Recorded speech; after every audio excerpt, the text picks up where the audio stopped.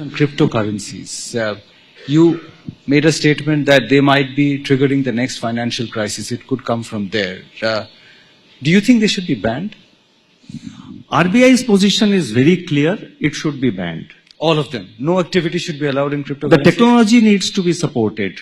The technology of blockchain needs to be supported because the technology has got so many other applications. Again, it will become, I can see the clock there, so it will become again a large answer. So I will try to paraphrase it as much as possible.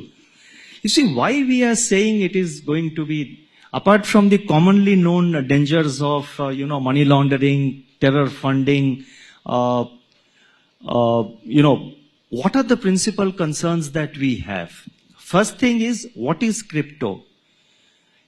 People call it, some people call it as an asset, some people call it as a financial product.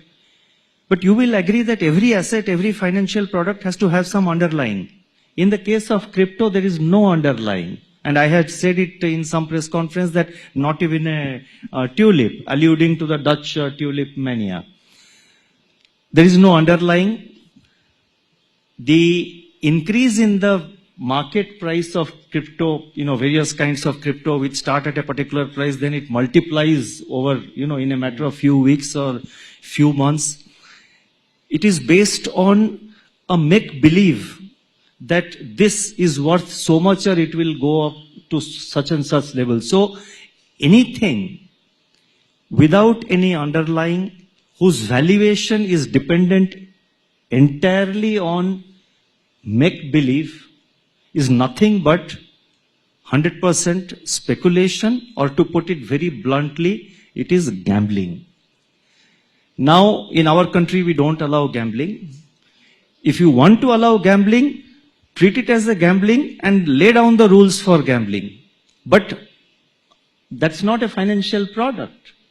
So therefore, crypto masquerading as a financial product or a financial asset is a completely misplaced argument. And the bigger, more macro reason for what we are saying is that you see so-called crypto assets or cryptocurrencies have the potential, they have the characteristics of becoming a means of exchange.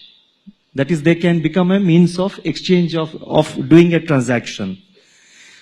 And most of it is dollar denominated. So if you allow it to grow, assume a situation where 20% of our transactions in the economy, 20% I'm mentioning an ad hoc number, 20% of the transactions in the economy is taking place through cryptos which are not issued by the central bank. It is issued by private companies which are placed all over the world. The Reserve Bank, being the monetary authority of the country as the central bank, will lose control over the money supply in the economy. We will lose control over 20% of the transactions in our economy. Reserve Bank's ability, the central bank's ability to decide monetary policy, to decide on the liquidity of, the level of liquidity that needs to be maintained, the level of money supply, M3, that has to be maintained in the economy, the Reserve Bank's authority to that extent will get undermined. It will lead to a dollarization of the economy. And please believe me, these are not empty alarm signals or empty, this can happen. 1 year ago in the Reserve Bank, we had said that this whole thing is likely to collapse sooner than later. And if you see the developments over the last 1 year, climaxing in the FTX episode, I think I don't need to add anything more.